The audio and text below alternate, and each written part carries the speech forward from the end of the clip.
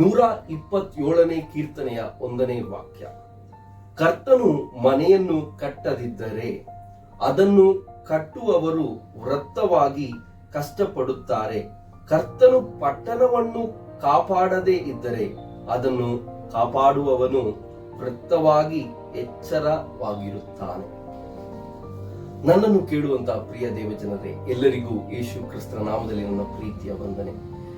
ಜನವರಿ ತಿಂಗಳಿನ 3ನೇ ವಾರದಲ್ಲಿ ಪ್ರವೇಶಿಸಿ ಆತನ ಆರಾಧಿಸಿ ಸೇವಿಸಿ ಆತನ ಕೈಗಳಲ್ಲಿ ನಮ್ಮನ್ನು ಸಂರಕ್ಷಣೆಯಿಂದ ಕಾಪಾಡಿ ಇಲ್ಲಿವರೆಗೂ ನಡೆಸಿದಂತ ದೇವರಿಗೆ ಸ್ತೋತ್ರಗಳನ್ನು ಮಾಡಿ, ಇವತ್ತು ನಮ್ಮ ಹತ್ರ ದೇವರು ಹೇಗೆ ನಮ್ಮನ್ನು ಕಟ್ಟುವವನಾಗಿದ್ದಾನೆ ಎಂಬ ಸಂದೇಶವನ್ನು ಕೊಟ್ಟು ಅದನ್ನು ನಿಮ್ಮ ಹತ್ರ ಮಾತನಾಡೋದಕ್ಕೆ ನನ್ನನ್ನು ಸಹಾಯ ಮಾಡಿದಂತ ದೇವರಿಗೆ ಸಕಲ ಮಹಿಮೆಯನ್ನು ನೀಡುತ್ತಾ, ಇವತ್ತು ನಿಮ್ಮನ್ನು ಕಟ್ಟುವ ದೇವರು, ನಿನ್ನನ್ನು ನಿರ್ಮಿಸುವ ದೇವರು, ನಿನ್ನ ಕೊಠಡಿಯನ್ನು, ನಿನ್ನ ಕುಟುಂಬವನ್ನು, ನಿನ್ನ ಕೆಲಸವನ್ನು, ನಿನ್ನ ಭವಿಷ್ಯತ್ತನ್ನು, ನಿನ್ನ ಜೀವಿತವನ್ನು, ನಿನ್ನ ಕುಟುಂಬ ಜೀವಿತವನ್ನು ಕಟ್ಟುವವನಾದ ದೇವರು ಹೇಗೆ ಕಟ್ಟುತ್ತಾನೆ, ಕಟ್ಟುವವರ ಜೀವಿತದಲ್ಲಿ ಏನೇನು ನಾವು ನೋಡಬಹುದು ಎಂಬುದನ್ನು, ಏನೇನು ನಾವು ಅನುಭವಿಸಬಹುದು ಎಂದು ನಾವು ತಿಳಿದುಕೊಳ್ಳುತ್ತಾ ಇದ್ದೇವೆ. ನಾನು ಓದಿದಂತ ಕೀರ್ತನೆ 127ನೇ ಕೀರ್ತನೆಯ 1ನೇ ವಾಕ್ಯ.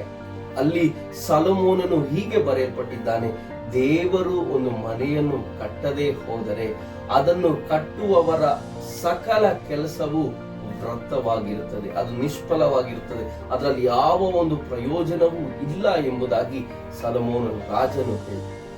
ನನ್ನನ್ನು ಕೇಳುವಂತಹ ಪ್ರಿಯ ದೇವಜನರೇ, ನಾವೆಷ್ಟು ಮನೋಹರವಾದಂತ ಕಟ್ಟಡಗಳನ್ನು ನೋಡಿದ್ದೇವೆ, ಎಷ್ಟೋ ದೊಡ್ಡ ದೊಡ್ಡ ಮನೆಗಳಲ್ಲಿ ವಾಸ ಮಾಡುವವರಾಗಿದ್ದೇವೆ.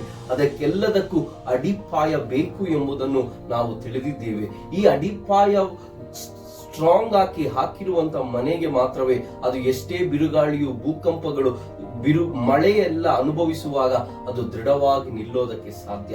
ಆ ಮನೆ ನಿಲ್ಲೋದಕ್ಕೆ ಸಾಧ್ಯವಾದದ್ದು ಆ ಮನೆಯನ್ನು ಕಟ್ಟಿದ್ದು ದೇವರಾಗಿದ್ದಾನೆ.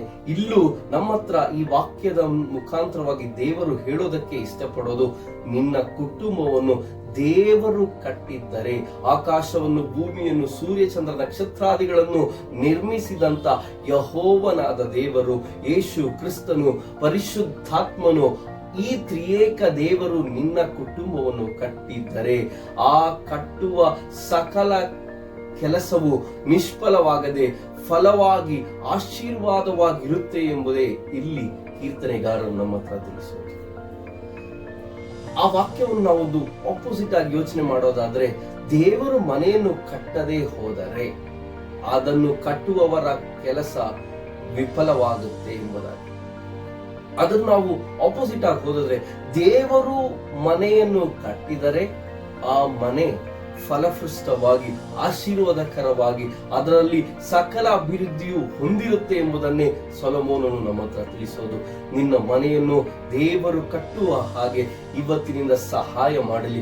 ಈ ವಿಡಿಯೋ ಅನ್ನು ನೋಡುವಂತ ನನ್ನ ಪ್ರಿಯ ದೇವ ಜನರೇ, ಕನ್ನಡ ಅರ್ಥವಾಗುವಂತ ಸಕಲ ದೇವ ಜನರೇ, ನಿನ್ನ ಬಳಿಯಲ್ಲಿ ದೇವರು ಮಾತನಾಡುವುದು, ನಿನ್ನ ಮನೆಯನ್ನು ದೇವರು ಕಟ್ಟುವವನಾದರೆ, ನಿನ್ನ ಕುಟುಂಬವನ್ನು ದೇವರು ಕಟ್ಟುವವನಾದರೆ, ನಿನ್ನ ಭವಿಷ್ಯತ್ತನ್ನು ದೇವರು ಕಟ್ಟುವವನಾದರೆ, ನಿನ್ನ ಸಕಲ ಚಿಂತೆಗಳನ್ನು, ಆಸೆಗಳನ್ನು, ನಿನ್ನ ಗುರಿಗಳನ್ನು ದೇವರು ಕಟ್ಟಿದ್ದೇ ಆದರೆ ನಿನ್ನನ್ನು ಜಯೋತ್ಸವವಾಗಿ ನಿನಗೆ ಸಕಲ ಆಶೀರ್ವಾದವನ್ನು ಕೊಟ್ಟು ನಿನ್ನ ಉನ್ನತ ಸ್ಥಾನದಲ್ಲಿ ಇಲ್ಲಿಸಲು ದೇವರು ಶಕ್ತನು ಎಂಬುದಾಗಿ ನಾವು ತಿಳಿಯಬೇಕು.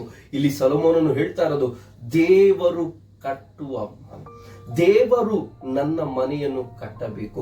ಆತನ ಕೈಗಳಲ್ಲಿ ನನ್ನನ್ನು ಸಂಪೂರ್ಣವಾಗಿ ಸಮರ್ಪಿಸುವಾಗ ಆತನು ನನ್ನನ್ನು ತನ್ನ ಕೈಗಳಲ್ಲಿ ಎತ್ತುಕೊಂಡು ಆ ಕೈಗಳಿಂದ ತನ್ನನ್ನು ರೂಪಿಸುವವನಾಗಿರ್ತಾನೆ.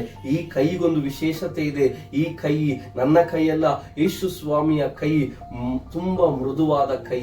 ಈ ಕೈಗಳಲ್ಲೇ ನಿಮ್ಮ ಪಾಪಕ್ಕೋಸ್ಕರವಾಗಿ, ನಮ್ಮೆಲ್ಲರ ಶಾಪಕ್ಕೋಸ್ಕರವಾಗಿ, ನಮ್ಮೆಲ್ಲರ ರೋಗಕ್ಕೋಸ್ಕರವಾಗಿ, ನಮ್ಮ ಮೇಲಿದ್ದ ಶಾಪಗಳನ್ನು ಬಿಡುಗಡೆ ಮಾಡೋದಕ್ಕಾಗಿ, ನಮ್ಮ ಮೇಲಿದಂತ ದೇವರ ಕೋಪವನ್ನು ತೆಗೆದುಹಾಕೋಕ್ಕಾಗಿ ಈ ಎರಡು ಕೈಗಳೇ, ದೇವರ ಎರಡು ಕೈಗಳೇ ನಮಗೋಸ್ಕರವಾಗಿ ಆ ಶಿಲುಬೆಯಲ್ಲಿ ಜಡೆಯಲ್ಪಟ್ಟಿತು.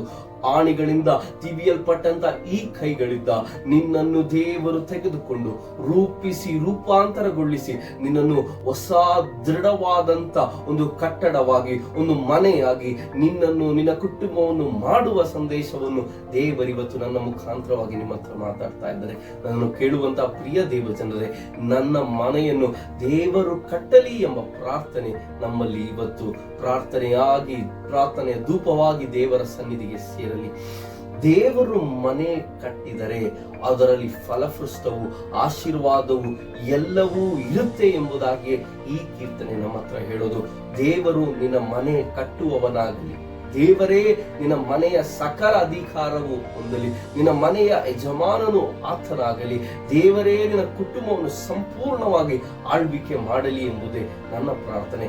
ದೇವರು ನಿನ್ನ ಮನೆಯನ್ನು ಕಟ್ಟಿದ್ದರೆ, ಇಲ್ಲಿ 4-5 ಕಾರ್ಯಗಳಿದೆ. ದೇವರು ನಿನ್ನ ಮನೆಯನ್ನು ಕಟ್ಟಿದ್ದರೆ ನಿನ್ನ ಮನೆಯ ಸುತ್ತಿಲು ಸಂರಕ್ಷಣೆ ಇರುತ್ತೆ ಎಂಬುದಾಗಿ ಕೀರ್ತನೆಗಾರನು ಹೇಳ್ತಾನೆ. ನಿನ್ನ ಮನೆಗೆ ವಿರುದ್ಧವಾಗಿ, ನಿನ್ನ ಕುಟುಂಬಕ್ಕೆ ವಿರುದ್ಧವಾಗಿ, ನಿನ್ನ ಸಮಾಧಾನಕ್ಕೆ ವಿರುದ್ಧವಾಗಿ, ನಿನ್ನ ಆಶೀರ್ವಾದಕ್ಕೆ ವಿರುದ್ಧವಾಗಿ, ನೀನು ಪ್ರಾರ್ಥಿಸುವಂತ ಪ್ರಾರ್ಥನೆಗೆ ವಿರುದ್ಧವಾಗಿ ಎಷ್ಟೇ ಶತ್ರುವಿನ ಕ್ರಿಯೆಗಳು, ಮಾಟಮಂತ್ರ ಕ್ರಿಯೆಗಳು, ಜನರ ಕಣ್ಣುಗಳು ಏನೇ ಎದ್ದು ಬಂದರೇನೋ ಅದನ್ನೆಲ್ಲವನ್ನು ಬಿಡುಗಡೆ ಮಾಡಿ ಅದರ ಮುಂದೆ ನಿನಗೊಂದು ಸಂರಕ್ಷಣೆಯನ್ನು ನೀಡುವ ದೇವರೇ ನೀನು ಆರಾಧಿಸುವಂತ ದೇವರು. ನಾವು ಯೋಬನ ಜೀವಿತದಲ್ಲಿ ನೋಡ್ತೀವಿ, ದೇವರು ಯೋಬನ ಜೀವಿತದ ಮೇಲೂ ಕುಟುಂಬದ ಮೇಲೂ ಆತನಿಗಿದ್ದಂತ ಸಕಲ ಸಂಪತ್ತುಗಳ ಮೇಲೂ ದೇವರೊಂದು ಪ್ರೊಟೆಕ್ಷನ್ ಅನ್ನು ಕಟ್ಟಿದ್ರು ಎಂಬುದಾಗಿ ಇವತ್ತು ದೇವರು ನಿನ್ನನ್ನು ಕಟ್ಟಿರೋದಾದರೆ, ದೇವರು ನಿನ್ನ ಜೀವಿತದ ಸಕಲ ಕಾರ್ಯಗಳನ್ನು ಕಟ್ಟಿರೋದಾದರೆ, ನಿನ್ನ ಮೇಲೆ, ನಿನ್ನ ಸಕಲ ವಿಷಯಗಳ ಮೇಲೆ ಆತನೊಂದು ಸಂರಕ್ಷಣೆಯನ್ನು ನೀಡಿರ್ತಾನೆ ಎಂಬುದಾಗಿ ನನ್ನನ್ನು ಕೇಳುವಂತ ಪ್ರಿಯ ದೇವ ಜನರೇ, ನಿನಗೆ ಸಂರಕ್ಷಣೆ ಕೊಡುವುದು ದೇವರಾಗಿದ್ದಾನೆ. ನಿನ್ನನ್ನು ಕಟ್ಟುವ ದೇವರು ನಿನ್ನನ್ನು ಹೊಡೆದಾಕೋದಕ್ಕೋ ನಿನ್ನನ್ನು ನಿರ್ಮೂಲ ಮಾಡೋದಕ್ಕೆ ನೋಡೋದಿಲ್ಲ. ಆ ದೇವರು ನೀನು ಕಟ್ಟಿ ನಿನ್ನ ದೃಢವಾಗಿ ನಿಂತು ಅದರಿಂದ ಆಶೀರ್ವಾದಗಳನ್ನು ಹೊಂದಿಕೊಳ್ಳೋದಕ್ಕೆ ನಿನ್ನನ್ನು ಸಂರಕ್ಷಿಸಿ ಕಾಪಾಡಿ ನಡೆಸ್ತಾನೆ ಎಂಬ ಸಂದೇಶವೇ ನಿನ್ನತ್ರ ದೇವರಿವತ್ತು ಹೇಳ್ತಾ ಇರೋದು. ನಿನ್ನನ್ನು ಕಾಪಾಡುವ ದೇವರು ನಿನ್ನನ್ನು ಕಟ್ಟಿದ್ದರೆ ಆತನು ನಿನ್ನನ್ನು ಸಂರಕ್ಷಿಸ್ತಾನೆ, ಆತನು ನಿಮ್ಮನ್ನು ಕಾಪಾಡುತ್ತಾನೆ. ಒಂದನೇದು, ದೇವರು ನಿನ್ನನ್ನು ಕಾಪಾಡ್ತಾನೆ. ಎರಡನೇದು, ದೇವರು ನಿನಗೆ ಬೇಕಾದಂತ ಸಕಲವನ್ನು ಕೊಡುತ್ತಾನೆ. ಆತನು ನಿನಗೆ ಬೇಕಾದಂತ ಸಕಲ ವಿಷಯಗಳನ್ನು ದಯಪಾಲಿಸಿ ಕೊಡುವವನಾಗಿದ್ದಾನೆ. He is a God who provides you. ಆತನು ನಿನಗೆ ಬೇಕಾದಂತ ಸಕಲ ಕಾರ್ಯಗಳನ್ನು ನಿನಗೆ ತಕ್ಕ ಸಮಯದಲ್ಲಿ ನೀಡುವವನಾಗಿರ್ತಾನೆ. ನಿನ್ನ ಮನೆಯಲ್ಲಿ ಯಾವ ಕೊರತೆಯೂ ಬರದೆ ನೀನು ಪ್ರಾರ್ಥಿಸುವ ಎಲ್ಲಾ ಪ್ರಾರ್ಥನೆಗೆ ಉತ್ತರ ಕೊಡುವ ದೇವರಾಗಿದ್ದಾನೆ. ಪ್ರೊವಿಡೆನ್ಷಿಯಲ್ ಕೇರ್ ಎಂಬುದಾಗಿ ಹೇಳುವಾಗ, ನೀನು ಕೇಳೋದಕ್ಕಿಂತ ಮುಂಚೆನೆ ನಿನಗೇನು ಬೇಕು, ನಿನ್ನ ಕುಟುಂಬದಲ್ಲಿ ಏನು ಖಾಲಿಯಾಗಿದೆ, ನಿನ್ನ ಮನೆಯಲ್ಲಿ ಏನು ಖಾಲಿಯಾಗಿದೆ, ನಿನ್ನ ಜೀವಿತದಲ್ಲಿ ಏನು ಖಾಲಿಯಾಗಿದೆ ಎಂಬುದನ್ನು ತಿಳಿದುಕೊಂಡು ಅದನ್ನು ತಕ್ಕ ಸಮಯದಲ್ಲಿ ನಿನಗೆ ಕೊಡುವಂತ ದೇವರೇ ಈ ದೇವರು. ಆ ದೇವರು ನಿನ್ನ ಮನೆಯನ್ನು ಕಟ್ಟಿದ್ದಾನೋ ಇಲ್ಲವೋ ಎಂಬುದನ್ನು ನೀವು ವಿವೇಚಿಸಬೇಕು. ತ್ರಿಯೇಕ ದೇವರು ನಿನ್ನ ಮನೆಯನ್ನು ಕಟ್ಟಿದ್ದರೆ, ಒಂದು, ನಿನ್ನ ಮನೆಗೆ ಸಂಪೂರ್ಣವಾದಂತ ಸಂರಕ್ಷಣೆ ಇರುತ್ತೆ.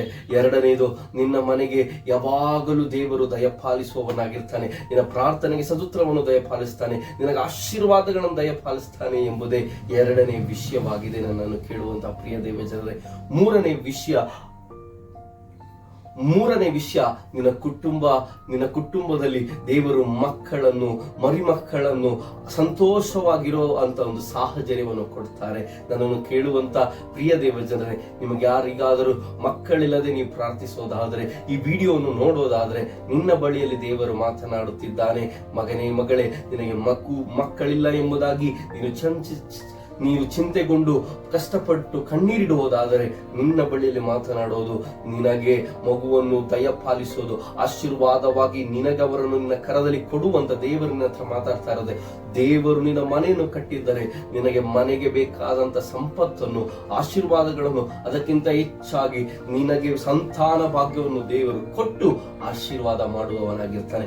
ಈ ಕೀರ್ತನೆ ಸಂಪೂರ್ಣವಾಗಿ ಓದೋದಾದ್ರೆ, ಅಲ್ಲಿ ನಿನ್ನ ಮಕ್ಕಳು ಬಲಿಷ್ಠ ಶಕ್ತಿ ಉಳ್ಳವರ ಜೊತೆಗೆ ನಿಂತು ಅವರ ಕೈಗಳಲ್ಲಿರುವಂತ ಬಾಣದ ಹಾಗೆ ಎಂಬುದಾಗಿ ಬರೆಯಲ್ಪಟ್ಟಿದೆ. ನನ್ನನ್ನು ಕೇಳುವಂತ ಪ್ರಿಯ ದೇವ ಜನರೇ, ನಿನಗೆ ದೇವರು ಮಕ್ಕಳನ್ನು ಕೊಟ್ಟು, ಮರಿಮಕ್ಕಳನ್ನು ಕೊಟ್ಟು ಅವರ ಆಶೀರ್ವಾದಗಳನ್ನು ನೋಡುವಕ್ಕೆ ನಿಮ್ಮ ಕಣ್ಣನ್ನು ದೇವರು ತೆರೆಯಲಿ, ನಿಮ್ಮನ್ನು ಅಲ್ಲಿವರೆಗೂ ನಡೆಸಲಿ ಎಂಬುದಾಗಿ ನಾನು ಪ್ರಾರ್ಥನೆ ಮಾಡ್ತೀನಿ. ಒಂದು, ದೇವರು ನಮಗೆ ಸಂರಕ್ಷಣೆಯನ್ನು ಕೊಡ್ತಾರೆ. ಎರಡನೇದು, ದೇವರು ನಮಗೆ ಎಲ್ಲವನ್ನು ದಯಪಾಲಿಸಿಕೊಡ್ತಾರೆ. 3, ನಮ್ಮ ಮನೆಯಲ್ಲಿ ಸಂತೋಷವಾಗಿ, ಆನಂದವಾಗಿ ಮಕ್ಕಳ ಜೊತೆಗೆ ನಾವು ಸಮಯವನ್ನು ದೇವರನ್ನು ಆರಾಧಿಸೋದಕ್ಕೆ ದೇವರು ನಮಗೆ ದಯಪಾಲಿಸಿಕೊಡ್ತಾನೆ. 4ನೇದು, ದೇವರು ನಿನ್ನ ಮನೆಯನ್ನು ಕಟ್ಟಿದ್ದರೆ ನೀನು ಯಾವ ಅವಮಾನವೂ ಪಡೋದಿಲ್ಲ ಎಂಬುದಾಗಿ. ದೇವರು ನಿನ್ನ ಮನೆಯನ್ನು ಕಟ್ಟಿದ್ದರೆ ನೀನು ಯಾವ ಅವಮಾನವೂ ನಿನ್ನನ್ನು ಮುಂದೆ ನಿಲ್ಲೋದಕ್ಕೆ ಬಿಡೋದಿಲ್ಲ ದೇವರು. ನನ್ನನ್ನು ಕೇಳುವಂತಹ ಪ್ರಿಯ ದೇವ ಜನರೇ, ಅವಮಾನ ಬರುವಂತ ಸಾಹಚರ್ಯಗಳಿರುತ್ತೆ. ನಮ್ಮ ಮನೆ ಮುಂದೆ ಅನೇಕರು ನಾನಾ ರೀತಿಯಾಗಿ ಮಾತನಾಡಿ ಹೋಗಬಹುದು. ಆದರೆ ನಿನ್ನ ಮನೆಯನ್ನು ದೇವರು ಕಟ್ಟಿ, ನಿನ್ನ ಮನೆಯನ್ನು ದೇವರ ಆಳ್ವಿಕೆ ಮಾಡಿ, ದೇವರೇ ನಿನ್ನ ಮನೆಯ ರಾಜನಾಗಿರೋದಾದ್ರೆ ನಿನ್ನನ್ನು ಅವಮಾನ ಪಡಿಸೋದಕ್ಕೆ ಬರುವವರ ಮುಂದೆ ನಿನ್ನನ್ನು ಮಾನಿಸಿ ಸನ್ಮಾನಿಸಿ ನಿನ್ನನ್ನು ಆಶೀರ್ವಾದ ಮಾಡುವಂತ ದೇವರನ್ನೇ ನೀವೆಲ್ಲರೂ ಆರಾಧಿಸೋದು. 1, ದೇವರು ನಿಮಗೆ ಸಂರಕ್ಷಣೆಯನ್ನು ಕೊಡ್ತಾನೆ. 2ನೇದು, ದೇವರು ನಿಮಗೆ ಬೇಕಾದಂತ ಎಲ್ಲವನ್ನು ದಯಪಾಲಿಸಿ ಕೊಡ್ತಾನೆ. 3ನೇದು, ನಿನ್ನ ಮನೆಯಲ್ಲಿ ಸಂತೋಷವು, ಸಮಾಧಾನವು, ಮಕ್ಕಳುಗಳು, ಸಂತಾನ ಭಾಗ್ಯವನ್ನು ದೇವರು ಕೊಡ್ತಾರೆ. 4ನೇದು, ನಿನ್ನನ್ನು ಲಜ್ಜೆಗೆ ಒಳಗಾಗದೆ ಸಂತೋಷವನ್ನು, ಸಮಾಧಾನವನ್ನು, ಮಾನ್ಯತೆಯನ್ನು ದೇವರು ದಯಪಾಲಿಸುತ್ತಾನೆ. 5ನೇದು, ಎಲ್ಲದಕ್ಕಿಂತ ಶ್ರೇಷ್ಠವಾದದ್ದು, ನಿನ್ನ ಕೆಲಸ ಯಾವುದು ನಿಷ್ಫಲವಾಗದೆ ಅದು ಫಲಪುಷ್ಟವಾಗಿ ಆಶೀರ್ವಾದಕರವಾಗಿ ನಿನ್ನ ಅಭಿವೃದ್ಧಿಗೆ ನಡೆಸೋದಕ್ಕೆ ದೇವರು ನಿನ್ನನ್ನು ಮುಂದೆ ಕರ್ಕೊಂಡು ಹೋಗ್ತಾನೆ. ಹಾಗಾದರೆ ನೀವು ಮಾಡಬೇಕಾದದ್ದೇನು?